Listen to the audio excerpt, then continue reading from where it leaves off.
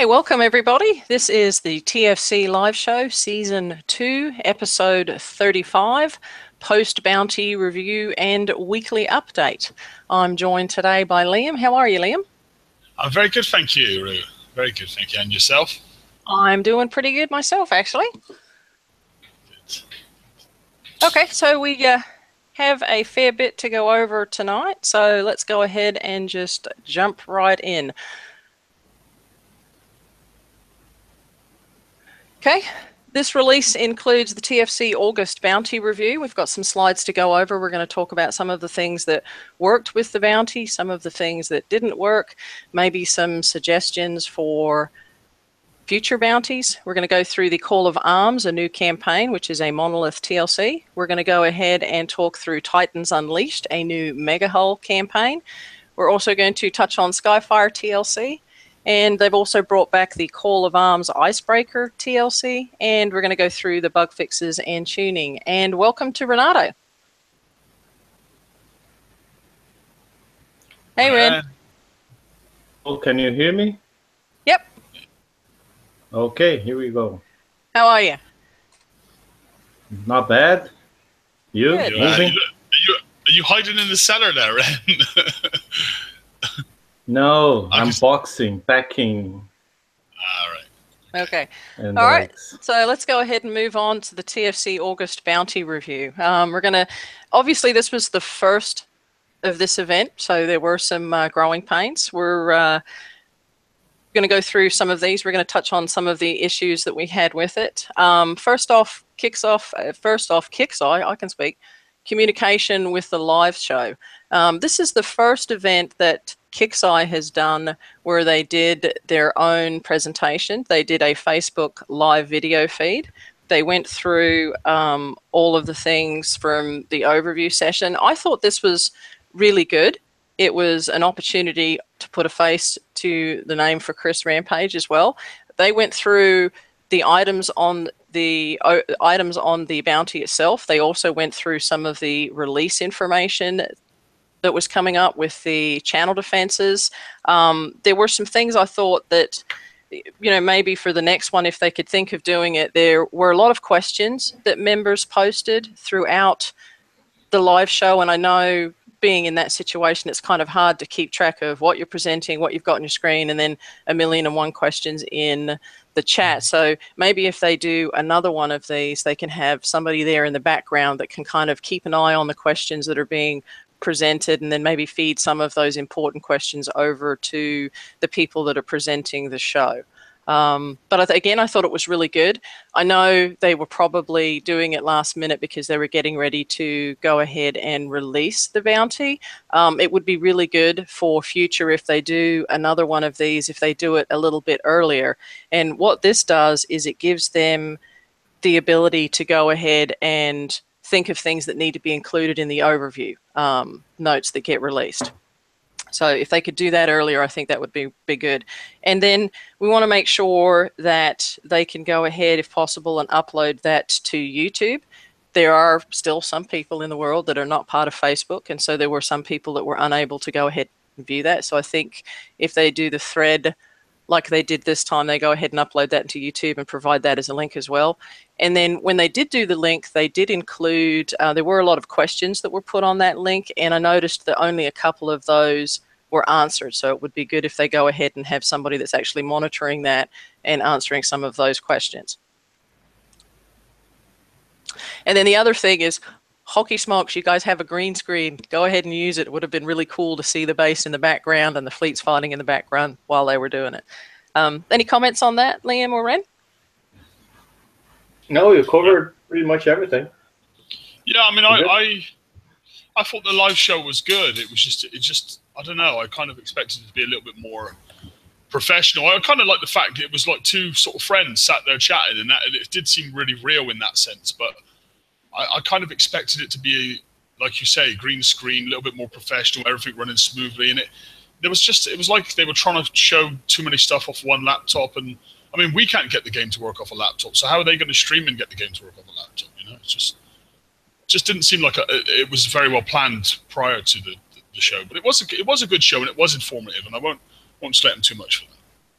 Yeah, I think, like I said, I think it was, I don't want to use the term thrown together because I don't think it was thrown together. I think it was just with everything that was going on and it being so close to the actual release itself. I think that was part of the issue. So, yeah, big positive there. Like to see that happen again. I think it's a great idea, and I know that the results that they had were positive, and many members were happy to see that.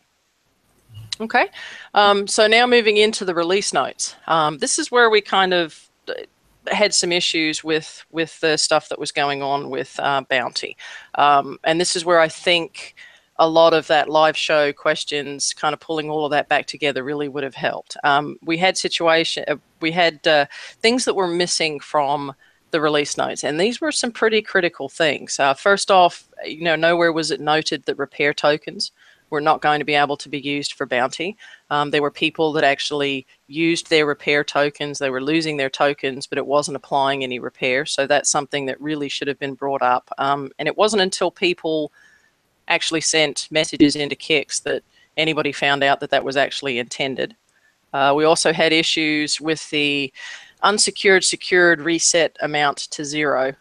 We do have a little bit more information on that a little further down in the presentation, but basically if you were a high level player and you had 3,749 in bounty, as soon as you hit that last checkpoint, it reset your bounty count down to 0, which meant that you could essentially go out there and hit anybody and take 20% of their bounty, which causes issues if you've got lower level and mid-level players in the game.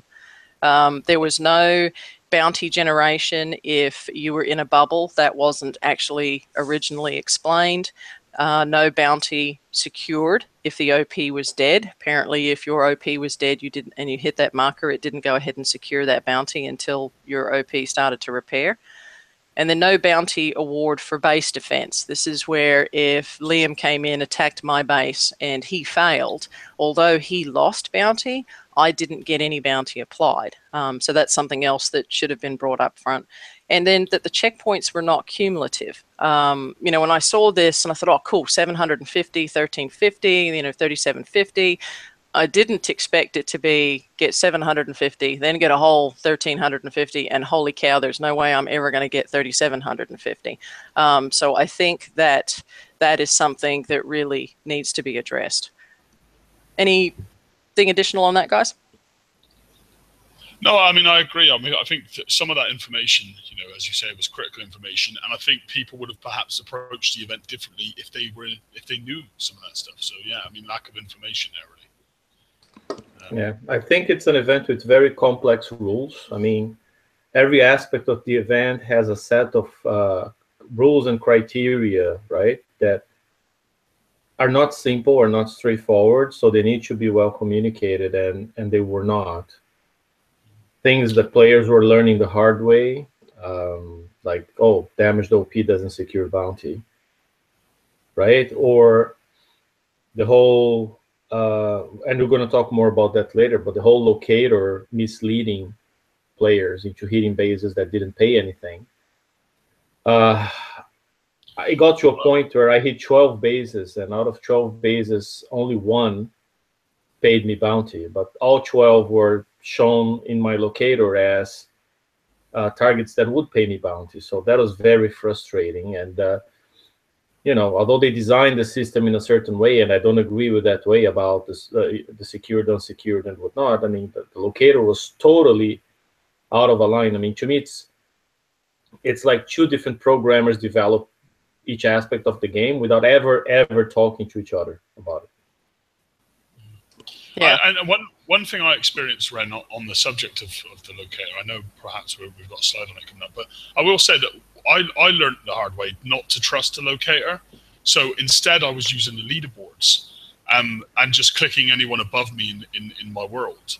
But the one thing that I kept experiencing is I would click a base, I would ignore the locator, and I would click a base, and it would say, hey, this base is going to give you 500 bounty. I would go and hit the base successfully and still receive nothing. Yeah, because it's secured. And the locator doesn't take that into account. I mean, let's keep it simple. If a base has 750 and you have 500, in theory, you're going to gain bounty from that base. The problem is, at 750, that base secures all the bounties, so there's 0 available to be stolen. So even though that guy has more than you, and you should gain from hitting that guy, you won't, because it's all secured. Then you wait half an hour or whatever. Now that base has 800, 550. Now 7, that guy is secured, but 50 is out for the take, or 20% of 50, which is only 10. So we're going to get 10 bounty from that base. But the locator wouldn't tell you that. The locator will tell you, oh, as I don't know what the locator will do, to be honest. I've just thrown my hands in the air. But the locator will always tell you gain a lot of bounty. I mean, I hit bases that paid me 600 bounty, and I got 0. Yeah, it was frustrating. And hopefully that's something that they can go ahead and address with the next bounty. Okay, last minute changes. If last minute changes are made to the release notes, please indicate this. And these were actually positive things. There were things that changed kind of late towards right before it was released. And they did make the changes in the actual release notes, but they didn't put like at the bottom of the release notes where, you know, this was changed and this was changed. And those 3 things were the bubble changed from 3 to 4 hours, which was really good, and then that the generation of bounty was not stopped if the OP was dead, which was really good, and then also the banned at occupied bases. And so I would just say that if you're making adjustments in the notes, go ahead and put a line at the bottom, you know, make the changes in the notes and then put a line in at the bottom as a new entry that says, you know, the following things were changed, and then that timestamps that note in the forum, and then people are able to quickly see, looking at the forums and saying, oh, okay, you know, Rampage updated the release notes, as opposed to trying to scroll through to figure out if anything changed. Okay, great prizes at all price points. There were things in there for everybody. There were a lot of technology in there for some of the lower to mid-level players who may not necessarily be at tier 5 just yet.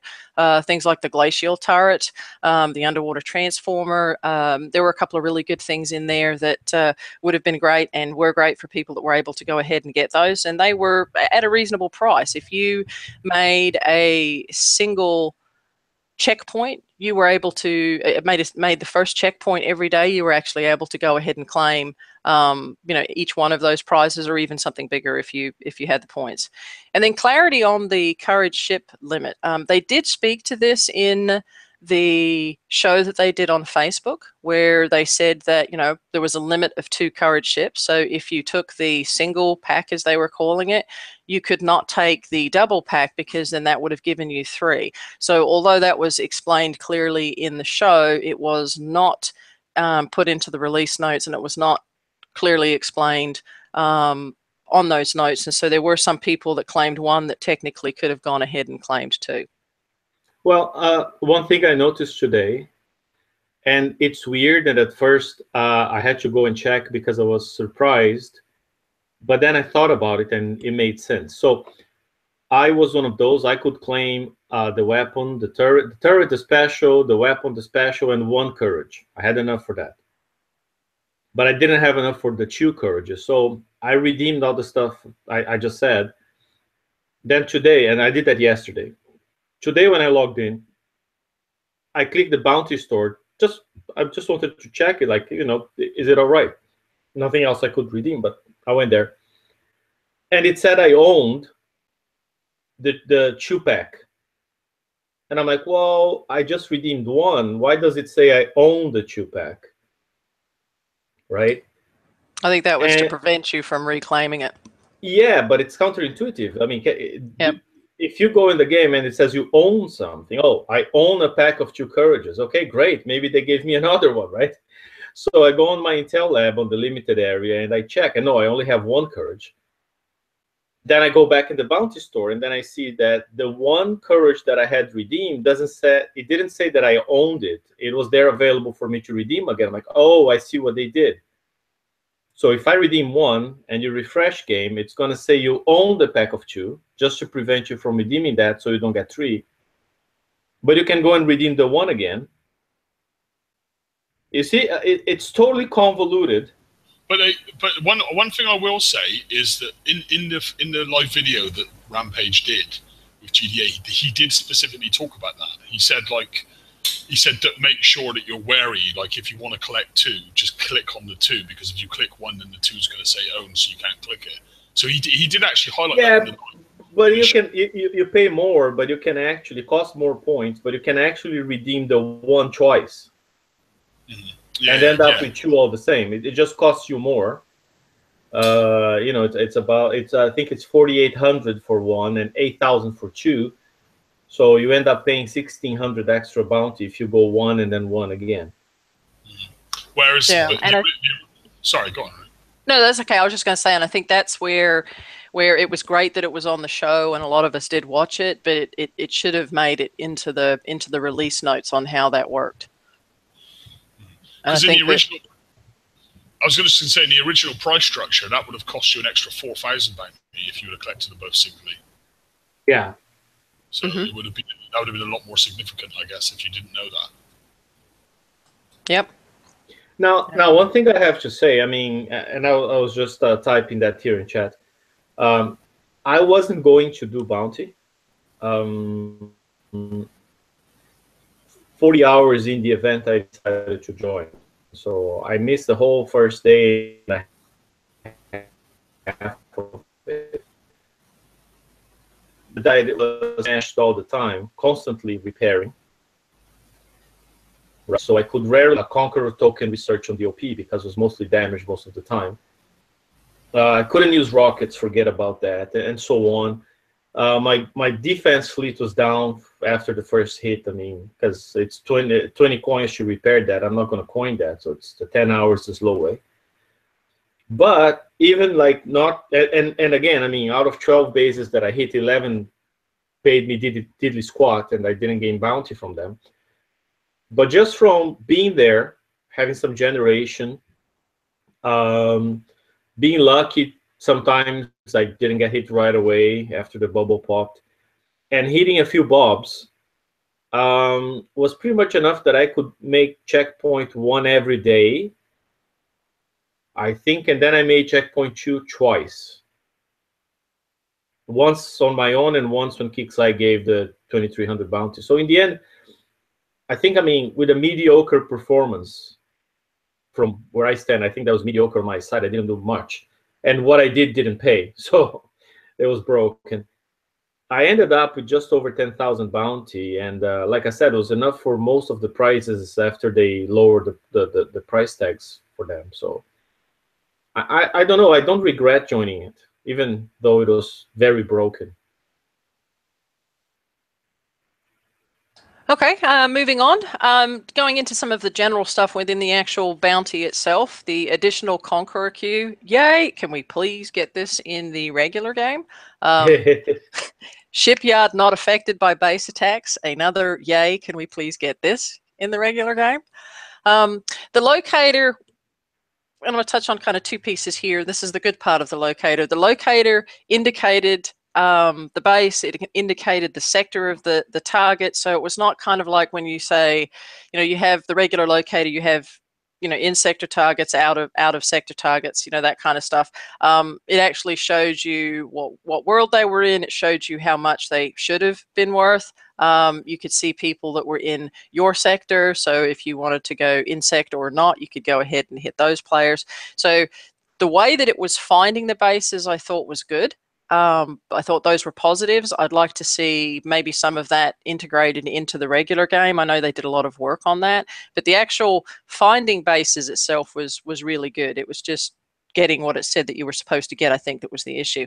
And I also thought the base timer to show how long a player is bubbled was another positive thing. So if you were out there hunting and you were just going by the map versus the locator, you could go ahead and click on a base and it would say, you know, 2 hours and X many minutes left, so that you had the ability to go ahead and see, you know, when do I need to come back and beat up on Liam's base, and you could essentially figure out how much longer they had left on that. Okay, so all positive things. And then now kind of some of the things that didn't work so well. Only hit up was a huge fail, and I've got some screenshots to to show you with that a little bit here. You know, the whole reset to zero thing, it's something that basically, it boils down to basically making the event to a high level / elite event. Bounty should be for everybody to have an opportunity to go ahead and, you know, get something within bounty, and as soon as they reset that to zero, that kind of basically broke that whole, you know, everybody gets something. Incorrect bounty awarded taken, you know, as Ren said, you know, you could click on the locator. It said, okay, I've got, you know, X amount of bounty. You know, Liam's worth 600 bounty to me. If I went over there and hit his base, there were times when I got zero. There were times when other people got zero. That's something that definitely needs to be looked at. I don't know how. I know within programming, I know that you can't to the nanosecond real time everything. And I know there are instances where if Liam was out hitting a base and he happened to lose in that base, and then 2 seconds later I hit his base, then he obviously would not be as worth as much bounty. And Kix did relay that back in some of the tickets that they sent back and on the forum. But that is definitely something that really needs to be worked on. Bounty lost for dead base attacks. There were instances where, you know, for example, I got hit one night right before I went to bed, just let it go, logged on the next day and figure, oh, you know, I'll just let it go and hopefully generate a little bit of bounty. And my base was 100% flat. And then somehow someone was able to hit my dead base and take, I think it was 150 in bounty, but yet my base was dead. And when I first logged in, nothing was repaired. You know, I made the point of looking behind that little pop-up screen. My dock wasn't repaired. My OP wasn't repaired. Nothing was repaired. So there was something that was going on with there. I think Brian mentioned that he thought it was something that was tied to the dock auto repairing, and somehow it was sensing that people were on and had kicked off the auto repair. And then bounty taken for defeats that were victories. And it's, you know, I'm kind of in two minds about this. The overview notes were clearly stated that said that if you destroyed the OP, then you were supposed to get the bounty. And there were multiple instances where I destroyed the OP but didn't 100% the base, and I did not get all of the bounty that I was supposed to. And in fact, one of them was worth like 200 or 300 bounty to me. Killed the OP, killed everything. I think I left like 2 or 3 buildings, and it took 37 bounty from me. So I think that's something that either needs to be clarified, that you have to get over 50%, which is very hard if you've got a dead base, if you miss something. So I think that definitely needs to be taken a look at. Lack of targets. This is twofold. First off, this is the whole dead base issue. You know, if someone's running a dead base, you know, they may show up in the locator as worth, you know, X many bounty, but it's, you know, you hit them, you get it gets the bubble, you know, you don't get anything for it. There were also issues where high-level players did not have any targets. People were in bubbles repairing. I know at the higher level where the folks were way up there on the leaderboard, you know, they would click their locator and there was absolutely nothing out there for them. And so some of them, actually, the only choice they had was to sit on the system and wait for the bandit occupied bases to spawn to be able to even to make those checkpoints. And so I think that's something that has to be looked at as to how do we make it so that everybody has a target. Now, obviously, he who's #1 in the world may not necessarily have targets, but everybody that's below him, you know, there should be something that's out there. No bounty. And here's my suggestion to Kixeye on that aspect is, instead of having the bobs, you know, just make it so if you hit somebody above you and that person has all bounty secured, so you're not going to get much, pay a minimum. I mean, make it so if you win an attack, you get 100 no matter what, right? Like 20% of what the person has unsecured, or at least 100. You know, that'll inject some bounty in the system, right? Because in theory, you'd be even if I take 20 from Leon, let's say, and I hit him because it's all secured, I would be he loses 20, but I gain 100. You know what I mean? And that would would then make the Bob sort of redundant. Because one thing that kind of disappointed me was turning a PvP event into a PvE event. Yes. I honestly scored more bounty from Bobs than I did from actual player bases, because most of the bases I was hitting were not paying me as per locator. So at some point I gave up. Or there weren't any. Yeah, at some point I gave up, because I had to hit the base and hope it would pay me something. And when it didn't, I still had a damaged Conqueror fleet to repair.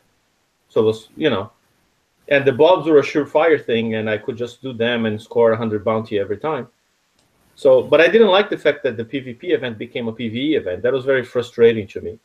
Yeah, it seemed to kind of turn the whole thing on its head and make it a mute point. Yeah, because it becomes another raid where I'm hitting the same target over and over and over and over, right? So do a minimum payout. Even if people, I understand the idea that the secured bounty is a good thing, right, for participating players, so you don't lose everything. But make it so if you hit somebody with a total bounty at that moment higher than yours, then even if it's mostly secured, you gain at least 100 or 200. I don't know, make a number.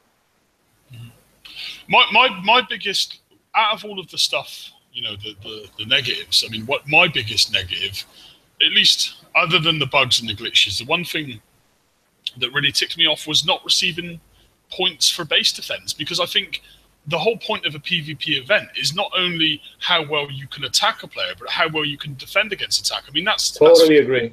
50-50. Yep. Absolutely. You should be awarded bounty if you can successfully defend your base, because it shows that you're a skilled player who knows how to think and whatnot. And I mean, I was quite surprised that my base did have a fairly good run. I'm not going to put figures in, but I had quite a good run in terms of base defense, and it was just a shame that all of the bounty was just going into the sea. It was because if it didn't, I probably wouldn't have needed to come out my base, and I would have. And you see how that was overall destroying bounty in the game, right? Because the player hitting you and failing would lose bounty. They lost bounty, but you didn't gain that bounty. So that bounty was literally out of the system. Yep. Right? So it gets to a point where the more people play, the more bounty you drive out of the system. So, people's scores are going down, but nobody's scores going up, which is, I don't think it's the spirit of the event. No, and it takes that away, so that if 50 people fail in Liam's base and Liam doesn't gain any of that, that stops the opportunity for someone else to come along and beat his base and actually gain some of that bounty. So it pulls it out and it cheapens the pool, and then that causes issues for if there's only X many people playing and you're not able to generate a whole lot and you only hit a few bobs, then potentially people are not going to be able to redeem prizes because that bounty's lost. Exactly. I mean, I must admit, I had a lot of fun. I really did, but there was just too many negatives that kind of overshadowed it, and that was for me one of the biggest ones. For the first 2 days of the event, I was popping my bubble straight away.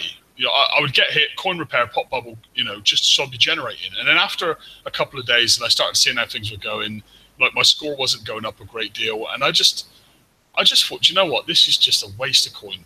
I mean, this is just silly now. I just as well just leave the bubble up and just go off and do something, And that was where. So after the second day, I was almost like throwing in the towel on the event, really, because of the way the point system was. It just didn't work, I don't think. Yeah, I mean, my experience was a bit different than yours, because I wasn't coining much. I think I repaired Conquerors on map only twice. No, 3 times, I guess. Mm-hmm. So maybe I spent in repairs 24 coins. I repaired my base once with coins. After that, I thought it wasn't worth it. But to me, it was a bit frustrating, because I would go on the map, and many of the bases that the locator indicated to me were dead, like 100% dead. So I got kicked out of battle after 2-3 seconds, so waste of time. And then you go from one to the other to the other. So I mean, every 4, 5, 6 bases, I found one that I could actually attack. And that one was actually mostly dead, was like 70% damaged, and had no guard. So then, you send one pride in, and it's a walk in the park, because there's no guard, the turrets are mostly dead, So I'm like, okay, that's not fun. I'm hitting half dead dogs. Yeah. And that's after hitting, trying, 4 or 5 times on that basis, and then at the end of the hit, I still don't get any bounties. So at some point, I gave up on it. I just waited for bobs. Yeah, I had. Sorry, go on, Ruth. No, that's okay. I was just going to say, there's nothing worse than going out there and hitting 15 bases, and they're all running a dead base and bubbled, and then you do come across the one base that's live, and oh my God, 700 people are watching you because it's the only attack that's a real attack, and then you fail miserably. But yeah, so there was it did get very boring, and I went out in spits and spurts, and after I had fun. I mean, it broke out my base hitting shell. I've hit more bases in the last 4 days than I think I have ever in the game. I learned a lot. I learned how to drive some things, learned that I need to drive other things better. And so I did enjoy it. But yeah, coming across a dead base that had just been repaired, that was turrets with no guard, although, you did get bounties sometimes, I didn't really learn anything. Yeah, I mean, for me, like, I think I haven't PvP'd in about a year. That's the honest truth. I mean, I do occasionally, but mainly just for allo points. So it felt great to be back in. Like, it felt great to be back in the seat again. Like I got my base together before the event. I got some basics ready. I got a guard ready, and it felt great to be doing it again. And that's why I think I had so much fun, regardless of the issues. I still had a lot of fun. But it was hard work. It was hard work. Yeah. Okay. Moving on. Generation. This needs to be reviewed and addressed. I like the idea of generation. I like the idea that, my base can be doing something if I'm sitting there without a bubble and repaired and nobody's hitting me, I have the ability to go ahead and generate that bounty. There were issues though.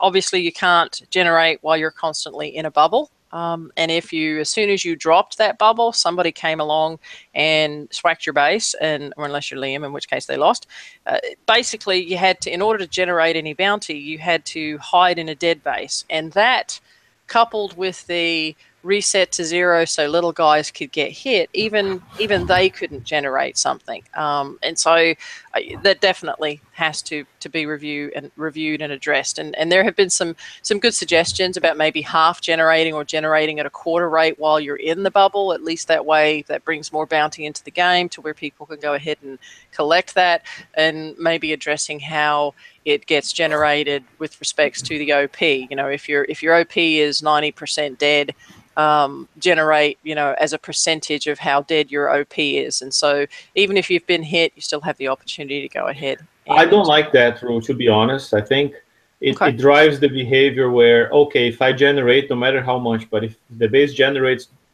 bounty under a bubble, it's going to drive buddy bubble again, right? People will be throttling, So, okay, Liam goes out, hits a few bases.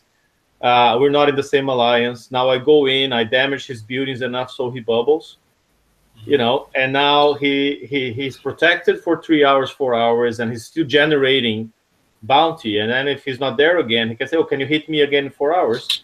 I hit the base again. He keeps generating. I mean, somebody could cruise through the whole event from Frubble to Frubble to Frubble, and in the end have a bunch of bubble. Well, that's why I was saying a reduced rate, not a full rate, but because if I'm not a high level player. I'm not a huge base hitter. There was no way for me to generate any bounty unless I did the dead base thing. And I did. I went out and hit a huge amount of bases and hit some bandits and stuff like that. So that's why I'm saying that if maybe that's not the correct solution, but I think they definitely need to revisit and figure out, well, how do we do this to where you reward a player for not running a dead base, but yet not have it be so blocked that you can't do it anyway unless you are running a dead base. And very few simple things. I mean, and when I say simple, I mean conceptually, because the event already has a whole bunch of complicated rules. But simple things, make it so when you hit attack on a base, you get a pop-up saying, "Oh, you got to start repairing your base before you attack." So I was waiting to bring that up. See, what I was going to say would would probably have fixed a lot of issues. Is you see when we hit a base, the dock auto repairs, regardless of whether you're in it or not. Now we had, I hate to say this word because TSM would hate it, but there were some exploits, and one of the exploits was staying on the map and leaving your base dead. Now, if Kixeye implemented something in your base that straight after you hit, regardless of whether you log in or not, it starts repairing. Now, they could have cut the repair down to 4 hours. They could have made your whole base repair in 4 hours. Regardless of whether you're there or not, it starts repairing. And here's the difference. I mean, I agree with what you're saying. I think we just disagree on the mechanic. It's just like, I don't want it to repair if I'm not there. But the moment I click attack on another player's base, it's a clear indication that I am playing, I am in the game, right? Because I'm trying to attack a base. So that would cut that exploit just by saying, oh, you're trying to attack, you want to attack a base. Sorry, you got to start repair your base first. Do you want to start repairing your base? Yes, no. You say no, you don't attack any bases. You can't. You know what I mean? But if you're not there, you're sleeping, then whatever, leave it damaged so people can steal stuff from you if you're not there to hit repair. That, I mean, my idea, I mean, two different ideas on the same thing. I mean, but I think either way, the point is Kixeye needs to address that. Well, I think that the system was the idea of bounty was fantastic. For me, far more enjoyable than a raid. I loved it. If we could just iron out the creases and get it right, I would be all over that shit. So excuse my French, but I would love it. I'll be looking forward to that event every month if we can just get it right and iron out the problems and actually have it running quite smoothly and quite fairly for lower levels, which is more important. You know, if they can get it right, then I think they're onto a winner with it. I really do. Yeah, and I think was TSM, if not TSM, someone else, joined bounty in the last possible minute with their alt account and just had the 500 bounty you're seeded with at start, right? And then they check leaderboard, and I think they were in position 20,500 or something like that. So, I mean, most of these people joined towards the end when the Axiom turret was made to cost 1 point. So they just joined to get the turret for 1 bounty. But here's the underlying message is, hey, Kixeye, there are over 20,000 players out there who could be joining that event if it's made right, right? And with 20,000 players playing bounty, it will be a lot more fun because there will be targets for everyone, right? Before that, on Saturday night, almost Sunday, when I joined, 40 hours into the event, and I got seeded with 500, my position in the leaderboard was 2,500. So it's only 2,500 players, give or take, were playing bounty after 40 hours into the event. So that's a tiny percentage of the player base. So if they make it right and they make it the right price, maybe not 20,000, but maybe you get 12,000, 15,000 playing that stuff. And then it would be fun. And they would make not a lot of money out of a few players. Liam 99, right? They would make a lot less money, but from a lot of players. That's my point. Well, see, the thing is, I mean, Lucy clicked in. Lucy hasn't played in ages, and she clicked in at the end just to get that turret, which was great. It was great that they did that because that turret's a good turret, and that's going to help a lot of people. So that was really nice of them to do that. But you know, the game for the last year and a half has been PvP orientated. Many players, even now, PvE orientated, yeah. Many players, even now, struggle to keep up with PvE, struggle to build their fleets in time for the raid, struggle to have the right fleets to do the right things in the game. So if Kixeye are now going to start hitting us with another, dare I say it, PvP raid in the middle of that, then they're really going to need to start slowing down elsewhere because otherwise, you know, it's just going to funnel. It's just going to get worse. So, yeah, it's a great idea. I really enjoyed it, but my concern is for the players that are struggling to keep up already. Now they've got 2 raids to do a month, which is basically what it is. Yeah, and you said something, and I wholeheartedly agree with you, Liam. I think you said, oh, make the base repair in 4 hours, so by the end of the bubble, it's good to go. And, hey, I could not agree more with you.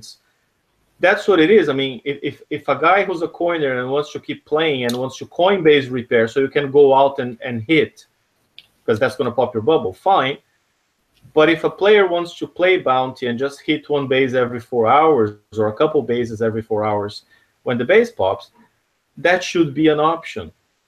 I mean, the whole bubble lasting only a fraction of the time just led to, like I said, a whole bunch of boring base hits where I was hitting bases that were 70% dead already and I had no guard. That was not fun. That became boring. At first you say, yay, easy bounty, but after the 10th time, it's just like boring. Yeah. Okay. Moving on to some of the bugs. Confirmation screen for opting in, move the button. The button for opting in was conveniently right where I think it was the launch fleet button usually is. And that caused some people to go ahead and opt into bounty when they actually did not want to. Had a couple in my alliance and they basically just logged off for the 4 days and didn't do anything else because they had no fleets, no really good base. They just didn't want anything to do with it. Sneaky. Sorry? Sneaky. Yep. Some I don't know if it was sneaky or just find a spot to put it in there, but if nothing else, they absolutely have to put a confirmation screen in there. Introduction of some old defects. The prideful stun bug showed up again. So I don't know how that came back in. Needs to go ahead and be looked at and make sure it doesn't occur next time. Fleet repair timers were off. There were issues where you'd start your repair, cancel it. It was bigger and it wasn't like the display issue. There were also issues with the double queue. If you put a Conqueror in and your regular fleet going, sometimes you had to refresh like 5 or 6 times to go ahead and get both of them to run. So love the idea of the Conqueror, dual Conqueror and regular fleet repair. And for those that didn't figure that out, one of them was Conqueror only, and then the other one was you could actually put Conqueror fleets in your repair queue, in your regular repair queue, and you could split your fleet. So you could put 2 ships in the Conqueror repair queue, 2 ships in the regular repair queue, and repair your Conqueror fleet in half the time. So there were issues with that. And then there was the none shall pass. And somebody, I don't own the trademark on this. Somebody put this on the TFC page, and it's kind of grown now. The new channel, if you sped that up or you went ahead and finished that and had that fully built as opposed to building, if that was damaged, there was no way, and there was some kind of mechanic within the game that prevented that from actually being able to be passed. So if somebody that's also known as the super coiner advantage. I would know nothing about that. Okay, so yeah, that needs to be addressed as well. And then just kind of going back to the whole reset to 0. So I talked to a guy that had a low base that actually participated in bounty, and the way we all, whether it be incorrect or not, assumed was that you were only supposed to hit up. You were not supposed to get farmed by high-level players. Here is well, let's be clear. You're supposed to hit up on bounty levels, not on base level. Yes, on bounty level, not on base level. I'm sorry. So if you've got somebody out there that's got really good fleets and really good base, and they've got gazillions in bounty, and then they reset down to 0, and so they can then essentially hit anybody, including a lower level player that does not have very much bounty. So if I've got 5,000 in secured bounty and 100 in unsecured bounty, I should not be taking bounty from a mid to low level player who only has 300 bounty total. Obviously he has not gained a lot through generation or gained a lot through base hitting. And so I talked to a lower level that took part in bounty and asked them to send me their actual recent attackers list. That all of these hits were actually during the bounty event. I've blacked out the names to protect the innocent or not so innocent. This guy was a level 51 base. He is a person that coins, not hugely, but he does spend money on the game.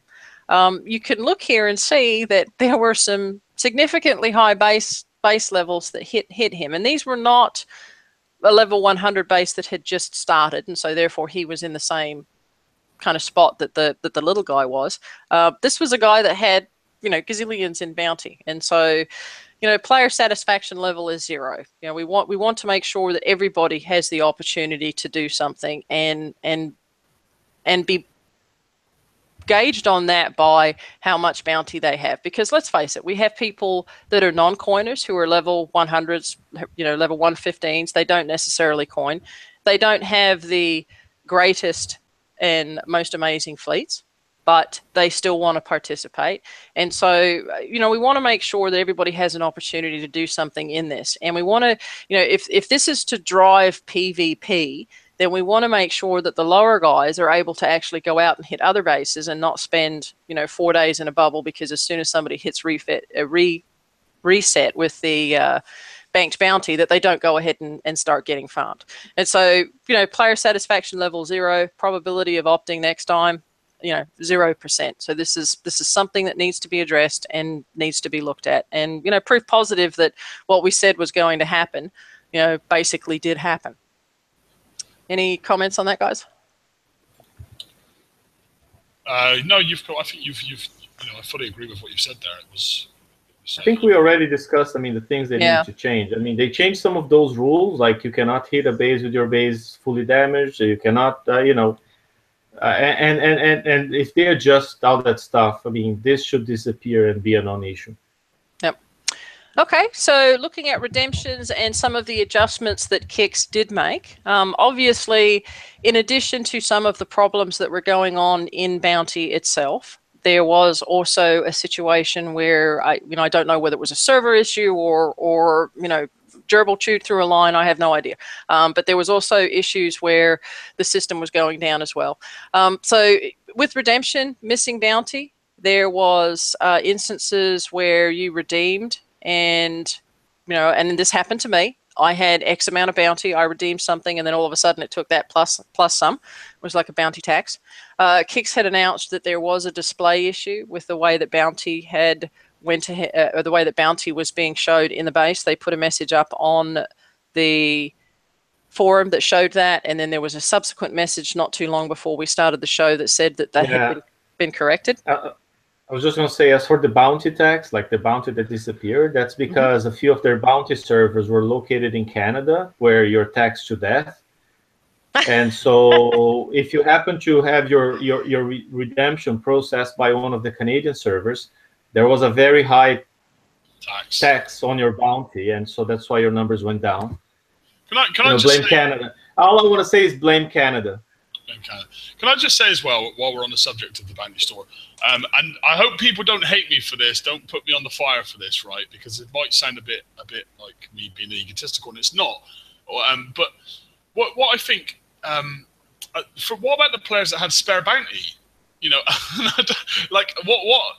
Like I had 3,500 spare bounty. Like, wouldn't it be nice? And I'm sure after you collected everything you wanted, and you may not have been able to get everything, you would have had spare bounty too. Now, why not put in something in there like a 1-hour ship build token for 150 bounty to let us just, what's the point of having burn it?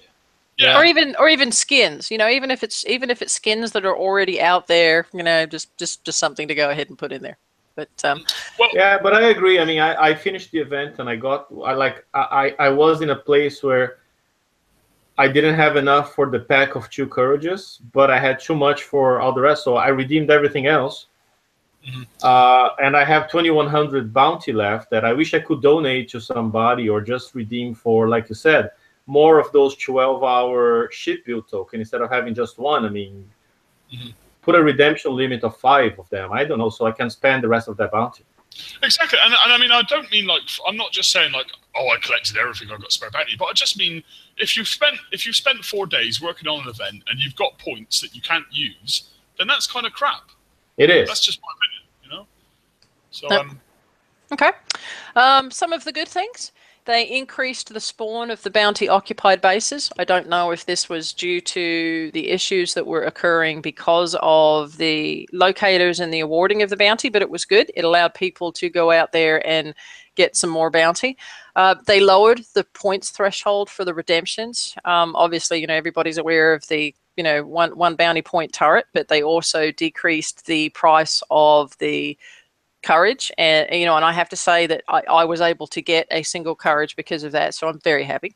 They awarded 2k points for participants for issues, so if you had already opted in when the message was put out there, you were able to go ahead and get those points in from KIXEYE, and so that kind of helped offset some of the issues that were there. I know there were a lot of players that were missing way more than 2K bounty, but this was at least something that was able for them to get out there and give to everybody.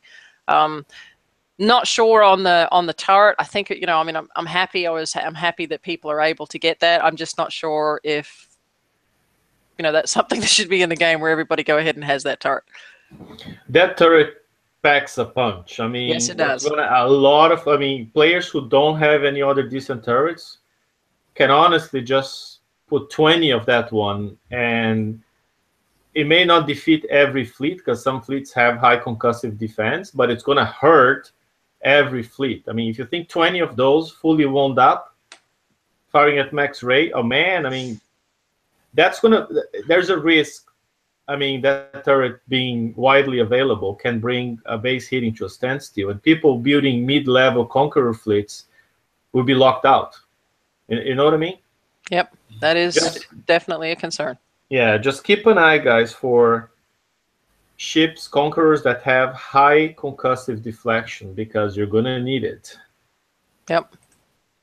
Okay, so looking forward, what are some of the things that we think would help this? You know, obviously, this was the first of the cycle. There's always growing pains with the first of the cycle, and this isn't just it's a new raid cycle and we've got new features and, you know, new targets and nothing else changed. This is completely from the beginning. So we know that there are going to be issues. How do we handle those? We want to make sure that they communicate changes clearly, earlier overview, fix the farming. They want to make sure they adjust the locator, correct the deficiencies with the awarded bounty, and then the solution for the dead base, and then awarding bounty for successful defense, and then looking at base repair times. Not very fun to hit bases. Okay, so I'm just going to pause there for a minute. I can't get my mouse to work. Bren and Liam, any last points on bounty? No, I mean, I do have one thing about the traps that I was annoyed about, and TSM I think experienced the same issue. And it's not about bounty. I don't know if you're going to go into traps, but basically the traps would start every battle at half health. Now I haven't confirmed if that's a visual bug or if that was an actual thing, but every single attack on my base, my trap had half health. So, and that was really annoying. That was because I felt like I was working at half mass, you know. I don't know. Right. That was my only other issue. But. I think we elaborated everything. I mean, we discussed all the points. In a nutshell, I want bounty to come back, but I want it to come back with these issues addressed. I hope they don't get greedy and rush a second season of bounty before they address all these problems. And I think make it an event that many players want to join. Don't make it an event where only 3,000 players want to join, because that's not fun. I mean, in a game with 500 sectors, having only 3,000 players opting in, you can do the math. It's pretty boring. Okay, it means you're going to have on average 6 players per sector, right? And so I hope they address that. They make it an attractive event. They make it an event without the bugs. They make an event where the lower levels don't feel farmed all the time, you know, and then bring it back with attractive prizes like they did now. Having said that, guys, I have to leave. So thanks, everyone, for watching the TFC show. I'm going to leave you in the great company of Liam and Robyn, and maybe TSM if he says anything. I'm here, Take care, guys. Bye-bye. Thank you very much, Ren. Appreciate your insight. Thank you. Yeah, I mean, I will say that, you know, overall, as I did say before, Rue, I did find the event a lot of fun. And I think if we can get it right, it could be a lot of fun. But let's not have this disaster of, you know, doing everything at the last minute, you know, putting out the live show on a Thursday night, the update on a Friday, the day it starts. I mean, that's just ridiculous.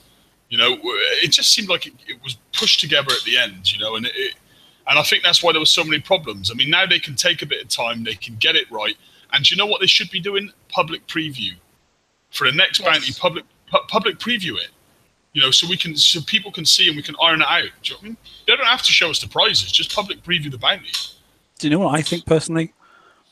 And welcome. Hello, everybody. I think personally it should have been that the first one, the very first one, should be like the gunboat event, where basically it was just notional prizes, that sort of stuff, and actually it didn't cost you anything, and your base instant fixed and that sort of stuff, and just got people into the mood of it and the swing of it and back to hitting bases, which a lot of people haven't done for an awful long time. Great idea, PvPing, love the idea, terrible delivery. That's all I'll say.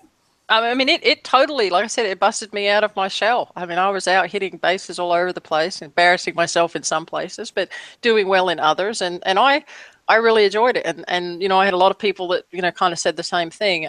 Other than the growing pains and the things that we've already mentioned, you know, it was something that it really got everybody back out into PvP. So I hope that they step back, they revisit it, they take a look at it, and they decide, okay, you know, who all do we want having to do this? How are we going to accommodate so that everybody can do this? And hopefully we'll see some changes for the future one.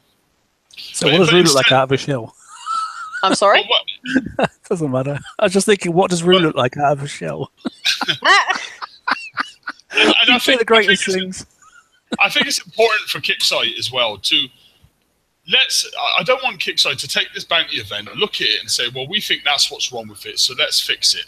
I want them to hopefully go to the community, go to the players, take on board what we think is wrong, and fix it to you know, take on what the players feel the event should be, what we felt was wrong about it, and correct it to that, and not to correct it to what they feel the event should be. And if they can do that, I'm pretty sure we'll have a winner with this one. Agreed. Mark, anything else from you?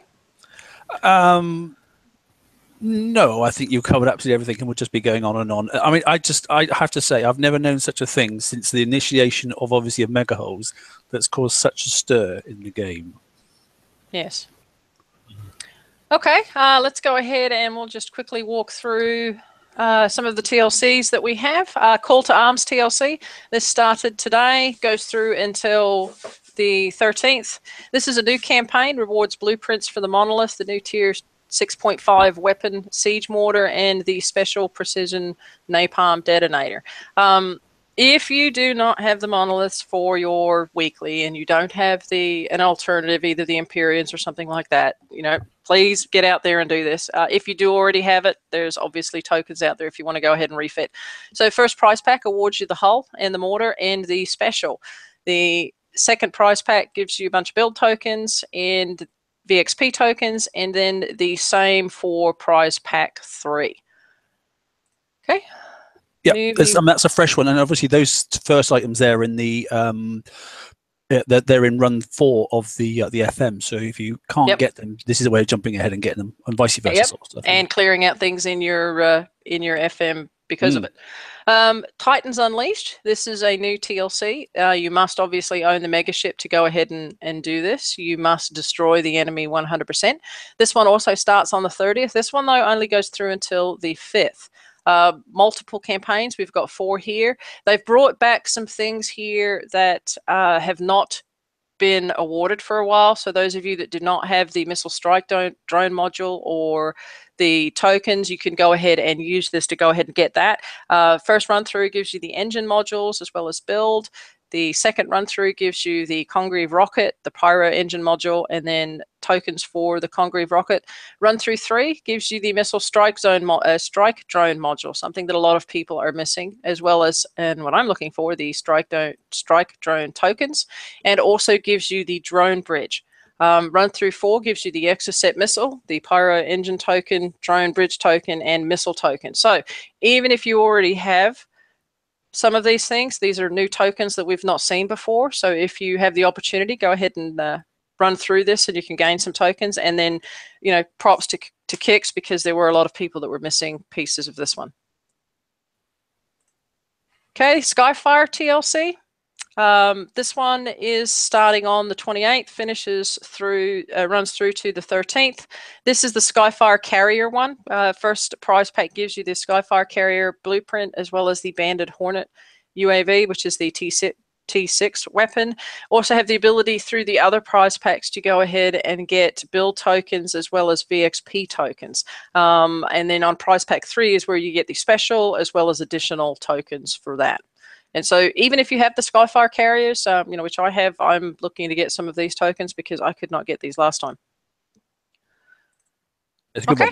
And then moving on to Call to Arms, Icebreaker TLC. Before anybody says, "Oh, not that again." There's an R to this, isn't there? Yes, there's an aha to this, and I've already hit people up with it today. Although this is the Icebreaker TLC, and you may be somebody that has a gazillion Icebreaker tokens, they have made two very big changes to this TLC. This one starts on the 29th, or actually already started on the 29th, goes through until the 13th. Prize pack 1 and 2 are pretty much standard with the rockets, the build tokens, garrison battery, the actual hull itself. But take a look at prize pack 3 and prize pack 4.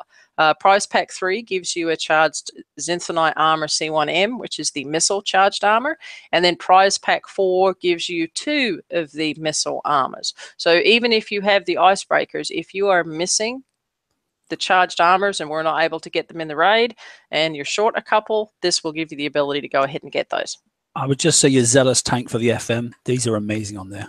Yes. And I think if I remember correctly, somebody was saying that the last one, it was like explosive charged armor. Yeah, so that's normal for Icebreakers, explosive, because it's not particularly strong on that. And obviously, because it's a charge in, you've got to go past, obviously, all the rocket turrets and that sort of stuff. You definitely need the X's as well. So be cautious on that. And obviously, you could go, obviously, RA3 and that sort of stuff, and other stuff. But if you have got a Zealous, and obviously it's got 5 slots, 3 of these with this on will make a huge difference. Yep. So yeah, I'm definitely doing this for the tokens and for the charged armors that are out there as well. Okay, bug fixes and tuning. Not a huge amount of these. Liam, you want to go over these? Do some work. Sure, yeah, sure, no problem.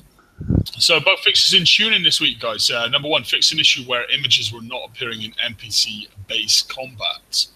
Did anyone notice this? Anyone experience this themselves? Yeah, this is where last week, if after the update you were doing FM targets, all of the buildings were not there. So turrets were there, but everything else was naked. So if you didn't know the path, you were not able to go ahead and finish the target. Do you know, interestingly, just after that update as well, I actually went and hit a player base, and I couldn't see any of the buildings in the. Yep. But luckily, it was a straightforward base hit. But still, it was in player bases as well initially. Okay, number 2, fixed an issue where the Forsaken missions wasn't recognizing which items a player already had. I certainly haven't noticed that. I don't know have you guys seen reports of that or? No, I actually got hit with it. Because I'm lazy and late and did my FM at the last minute. When they dropped the update, one of the updates, when it dropped in, I still had time on the FN and went through and did the FM again, and it re-awarded me the Magnus missile and 3 other things. And so when I should have gotten the token, and so there were a lot of people that ran through that. Props to Kix. When you sent in a ticket, they immediately went ahead and gave you the tokens that you were looking for. So great job there. Didn't have to provide 9 million screenshots. But yeah, there were a lot of people that got hit by it. Okay. Number 3 on the list, fixed an issue where users were not able to build a Hellstar. I can't see why anyone would want to build a Hellstar. Yeah, certainly not something I've noticed. Anything on that, guys, or should I move on? You may as well just say Man of War. You may as well just say all the other, Proto Nem. Yeah. Just who cares anymore? Just keep that issue in, guys. You do us a favor. Right. Fixed an issue where ship storage was displayed incorrectly for some users. I definitely didn't notice that. I don't know if any of you guys heard of that. No. But still, I mean, if it was there, then good job. Well done for fixing it. And number 5, fixed an issue where users couldn't engage in NPC campaign combat. That'd be annoying. Yeah, that was tied to the update last week, that one of the things that was introduced, people were not able to go ahead and engage in the campaigns, or they were able to do half of it, but not the last one kind of thing. So it was a wee bit frustrating. I mean, I tell you what I have noticed, and I'm sure any of the people out there that built traps will notice this, and I know TSM, you experienced this last night, didn't you? The daily campaign where the Reavers attack your base, if you have a trap, they don't move. Just sit there. Yeah. Oh, nice. Yeah, no, it's not nice. They don't just sit there and you can't complete the campaign. You have to try and inch forward with your base. I had to use a mud glut in the end. Oh, not so nice. So they just sit there. I thought it was going to be like shooting fish in a barrel. You can't drive your own ship out of your own track, can you? You can't get out. Yeah, you can't get out your base to go and get them. Yeah, it's quite funny actually. But if you inch your ship forward a little bit, sometimes they will come forward for anyone experiencing that. I guess it depends on your base position. It's very similar to the version of it. You know, when you can start it sometimes and you haven't got a guard feat in, and that it won't continue. It's very much. It looks similar to that. Oh, so then if you're running Reaver Tide, then pull a sub out or a mud glut out, pop that on the outside of your base, and then maybe or just something to get them going, because otherwise they just sit there like muppets, you know. And then number 6, TFC note: new shredded war in the FM113 target. Is that a picture? So yeah, I did that today. So yeah, this one actually showed up last week with the FM, and I'm happy to say that it was not intended. Per a post that Ford had put up on the page, they were aware of it and they've corrected it, but it's only on new spawns. So if you run into a target of 113 that's got that, you're going to have to kill it. But any new 113s. Nope. I hit all seven targets today, and every single one of them had that mortar in it. Was this like just recently? This evening. Well, I've done both rounds of my FMs just before the show, and I can't say I even noticed, to be honest. Yeah, but you use icebreakers, mate. Yeah, it's just icebreakers. I made a point of going back. That's my picture. So I went back to using my monos just to double check. And I've done a video this evening, so that was after the update had finished. All 7 of the 118. Obviously, you do 3.5, and then do another 3.5. All 7 of them that was still shrouded. Okay, but were they new spawns or were they just brand new spawns? The same 113 outside my base. I didn't go anywhere else. Just use the same one. It kept showing up again. Well, I'm gonna come by your base and do the weekly. I have to go hunting for them. Okay, well, I'm sorry to hear that. I know that they had said they were addressing it, so maybe, hopefully soon. Well, not exactly the most exciting bug fixes in Tuning Week, but I guess if anyone is experiencing those issues, I'm sure they can become quite annoying. So fair play to Kix for getting it fixed. We like fixes, basically. We like fixes. Yep.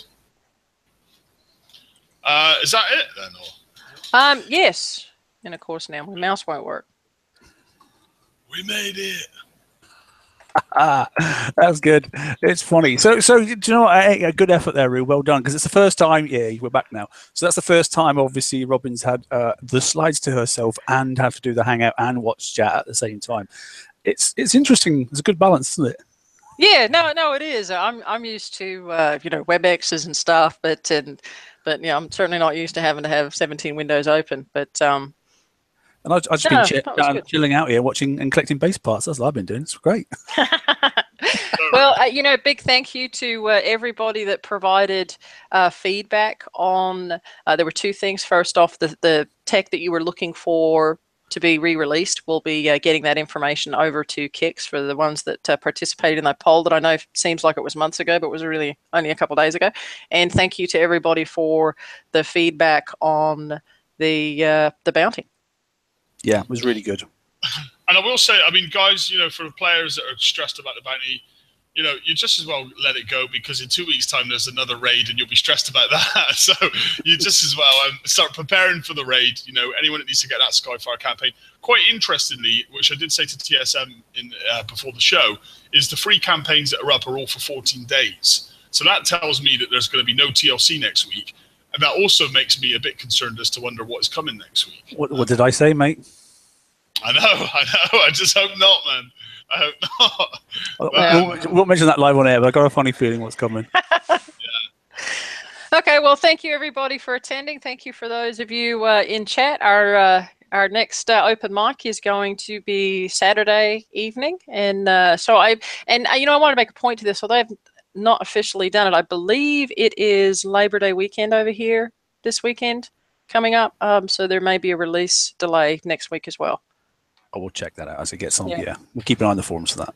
Okay, well, thank you all very much. Appreciate it. And best of luck to you for the rest of the week. Yep. Good night, everyone. Thanks, Ru. Thanks, cheers. Thanks.